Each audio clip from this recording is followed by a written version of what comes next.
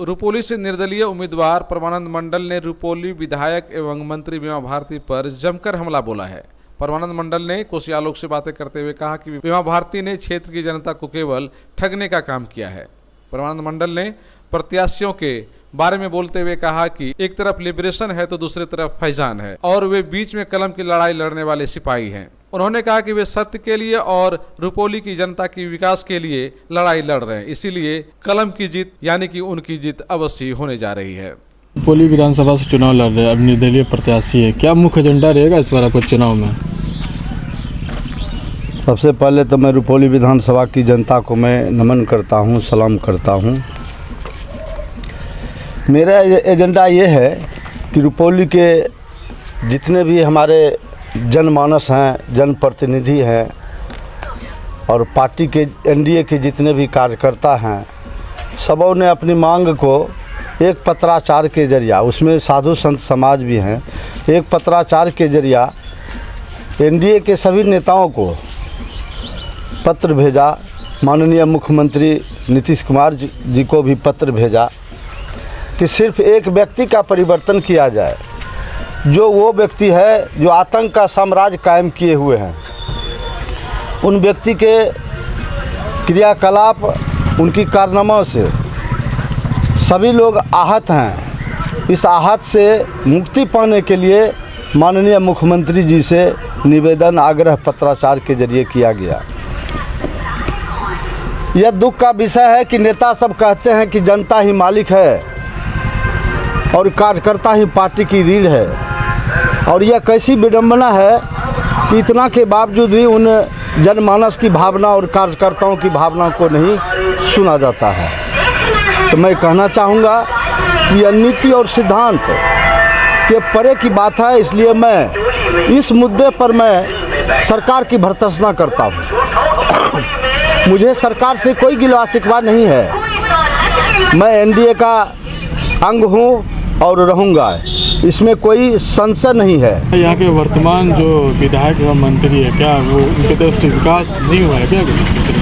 सरकार के तरफ से बहुत से योजनाएं हैं। उन योजनाओं को जो है, जो प्रतिनिधि होते हैं, जो क्षेत्र के नेता होते हैं, उनका ये कर्तव्य होता है उस योजनाओं को और उस कानून व्यवस्था को जो लागू करते हैं, उन्हें जनता को अपने विश्वास में लेकर के उसे लागू करने का होता है, लेकिन ऐसा प्रतिनिधि नहीं कर पाते हैं। तो यह भी एक विचारणीय बात है। यह जनता, यहाँ की रुपौली की जनता जो है, यह सब पर जो है विचार कर रही है कि आज तक आपका नशा मुक्ति कानून हुआ।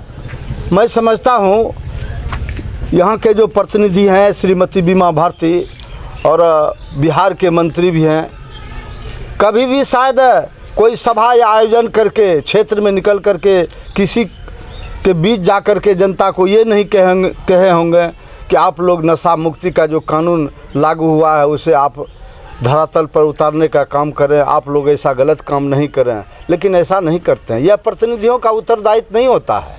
उसे उस योजना और कानून व्यवस्था को लागू करने के लिए, मैंने कहा ना, उसे धरातल पर, ज़मीन पर उतारना पड़ता है। लेकिन ऐसा नहीं करने के बाद वो शायद अपने आप को धौस दिखाते हैं कि हम प्रतिनिधि हैं, हम मंत्री हैं। तो यह भी एक दुख का विषय है।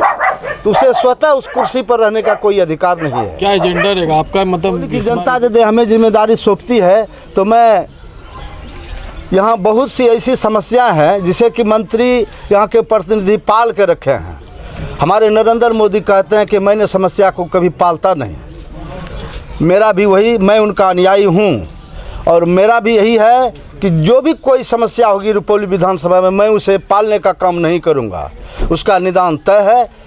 मैं अपना कर्तव्य समझकर उस समस्या को मैं जो है निदान करने का प्रयास करूँगा। रही योजना की बात, योजना को मैं उस स्तर से आज तक जितना भी योजना चलाया गया है इस मंत्री के जरिए, सब में 3 कमीशन होता है।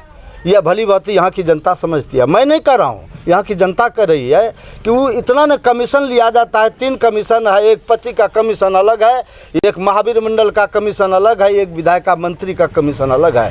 तो बताइए वो ठेकेदार बेचारे क्या करे? उनको तो कमीशन से जो है उनकी भरपाई करने में वो जो है योजनाएं का जो है उसमें जो है कट जाता है, वो काम क्या करेगा। बाकी जनता जो है अपनी आवाज़ को उठाते भी हैं, लेकिन सरकार के आड़ में ये जो इनका अथी है और थोड़ा इनका आतंक का जो भय है उससे आवाज़ उठाने से लोग भी वंचित रह जाते हैं। यह भी दुख का विषय है, यह भी विचारणीय है। आप क्षेत्र में भी जनसंपर्क अभियान कर रहे हैं तो समर्थन मिल रहा है इस बार चुनाव में? जनता जो है जो कहते हैं नेता सब मन से बोलते हैं कि जनता मालिक है, और जनता की बात को जब नहीं सुना जाता है तो जनता जो है अपना निर्णय देख रहे हैं कि उन लोगों का एक ही कहना है कि एक तरफ बीमा भारती और वो जो है वो उनका एक अलग जो साम्राज्य है, उन साम्राज्य पर वो कायम जो किए हुए अपने क्षेत्र में अपना वजूद जो कायम किए हुए हैं वह अधर्म है।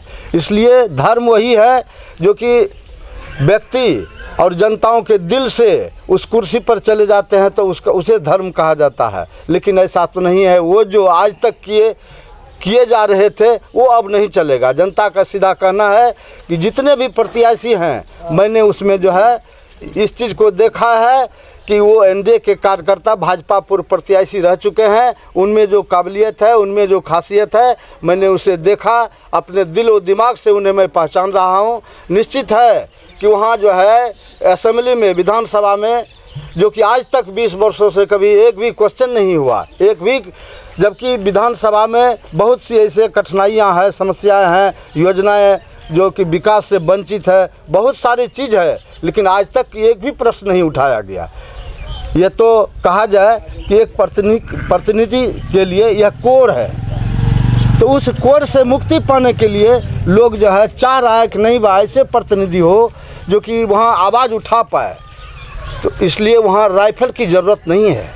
एक तरफ है लिबरेशन, एक तरफ है फैजान, ये दोनों राइफल पार्टी हैं। इसमें जनता खुद निर्णय करेगी कि वहाँ राइफल को भेजना है या तो कलम को भेजना है। मैं कहता हूँ कि मेरे पास तो वो एक कलम है, इसके अलावा और कुछ नहीं है।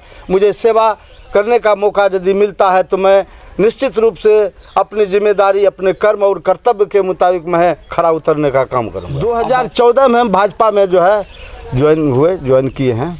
तो इससे पहले प्रत्याशी थे भाजपा से? हाँ, भाजपा से हम पूर्व प्रत्याशी रह चुके हैं और यहाँ की जनताओं ने हमें 42,000 के मत से हमें नवाजे हैं। राष्ट्रीय प्रचारक हो या प्रदेश से हो, उससे अब कोई प्रभाव पड़ने वाला नहीं है।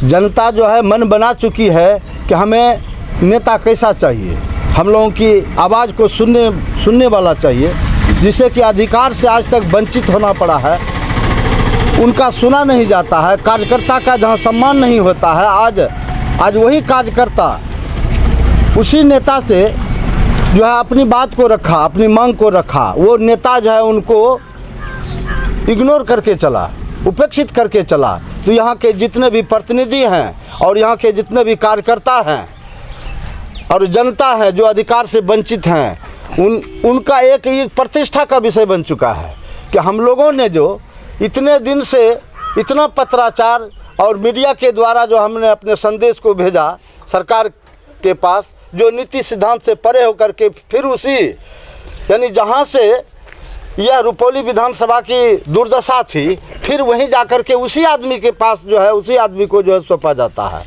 इसलिए उन सबों की एक ही आवाज़ निकलता है कि हम लोग अब की बार बदलाव करेंगे और ऐसे नेता का मैं चुनाव करूंगा जो वो देखने के लिए आप लोगों को सामने पर देख लीजिएगा कि हाँ कैसा वो नेता है। ये जिस पार्टी में हम जुड़े थे उनका एक सिद्धांत था कि नेता वही बन पाते हैं और जनता की वही सेवा कर पाते हैं जो घर छोड़ेंगे।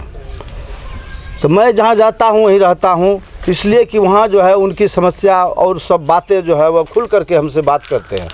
उनके साथ मैं बैठ के खाना खाता हूँ भी निसंकोच। हमसे तो किसी को भय नहीं है, डर नहीं है, ना मैं वो फैजान हूँ ना मैं लिबरेशन हूँ। खुल करके बात करता है तो लगता है उनकी दुख दर्द सुन करके कि यह जो है यहाँ की कैसे हमारे इस लोकतंत्र में एक व्यवस्था है जो कि उसी व्यक्ति को व्यवस्था दी जाती है, उसी व्यक्ति को प्रतिनिधि पर उसे टिकट दिया जाता है जिसके पास की 50 राइफल हो और वो 302 का कम से कम हसामी हो, यानी 302 यानी मर्डर किया हुआ जो व्यक्ति है यानी दबंग है, वो आतंक का साम्राज्य कायम हुए हो, ऐसे व्यक्ति को टिकट दिया जाता है। इस बार इस सब पर विषय पर चर्चा होती है, जनता रखती है, दुख जताती है कि नहीं ये तो व्यवस्था लोकतंत्र की जो ये व्यवस्था से जो हत्या हो रही है इसका हम लोग भी भर्त्सना करते हैं, विरोध करता है। इसका कौन सा मतलब पार्टी जो आपको मिला, कौन सा सिंबल मिला है आपको इसका चुनाव में? मेरा सिंबल है एक साधारण सा जनमानस में सभी लोग जानते हैं, एक गरीब का एक यात्रा सवारी है, वो है टेम्पू, जिसे ऑटो रिक्शा कहते हैं। आप जनता से क्या एक अपील करना चाह रहे हैं कि आपको इस पर? मैं जनता से अपील करना चाहता हूं, एक नेतृत्व करने वाले प्रतिनिधियों का एक जो कर्तव्य होता है, अपने कर्म पर इस पद की बहुत बड़ी गरिमा होती है। इस पद पर रह करके अपने उत्तरदायित्व का जो निर्वाह नहीं कर पाया, उसे खुद यह पद स्वीकारना नहीं चाहिए, उस कुर्सी पर उतर जाना चाहिए। मुझे यदि जिम्मेदारी सौंपती है रुपौली विधानसभा की जनता, मैं बेखूबी वादा करता हूं कि आप लोगों के बीच सबों को एक नज़रिया से, जैसे पहले आपने सुना होगा कि एक राजा का एक फर्ज होता है, कर्तव्य होता है, वो एक नज़र से सबों को देखता है। अभी बहुरूपीय के रूप में बहुत से ऐसे पदाधिकारी हैं, वो जो है जाति मजहब बहुत ऐसी बात करते हैं जो लोग को भड़काने में लगे हुए हैं, रुपये पैसे बहुत से ऐसा प्रलोभन, और अपना जो है उनका वजूद जो है आतंक का वो हथियार दिखा कर भी अपने ओर आकर्षण करना चाहते हैं। तो यह रुपौली की धरती क्रांतिकारी धरती है, यह तब तक बर्दाश्त करती है जब तक बर्दाश्त करने लायक होती है। जब वैसी समस्या हमने देखा है कि यही रुपौली की धरती पूरे देश में एक रुपौली कायम किया हुआ है कि यहीं से जो है स्वतंत्रता का जो है एक रूप दिया गया, और जो है देश की आज़ादी में इनकी बहुत बड़ी भूमिका है, वो है रुपौली की धरती। बहुत से ऐसे महान पुरुष हमारे थे कि वो धरती पर से चले गए, मैं उसे नमन करता हूँ। आज वही रुपौली की धरती फिर इस पर विचार कर रही है कि जो हमारा ये रुपौली विकास से वंचित और समस्याओं से घिरे हुए हैं, इनसे छुटकारा पाने के लिए, आतंक से छुटकारा पाने के लिए सिर्फ एक ही मन बनाए हुए हैं कि व्यक्ति परिवर्तन, उसमें भी नेक व्यक्ति और पढ़े लिखे योग्य हो, जिसके पास कलम हो मैं उसे भेजने का काम करूंगा। यही मुझे जो है और सबों से सुनने को आ रहा है, और मुंह पर भी कहता है कि आप निश्चिंत रहें, मैं आपको वहां विधानसभा भेज कर रहूँगा।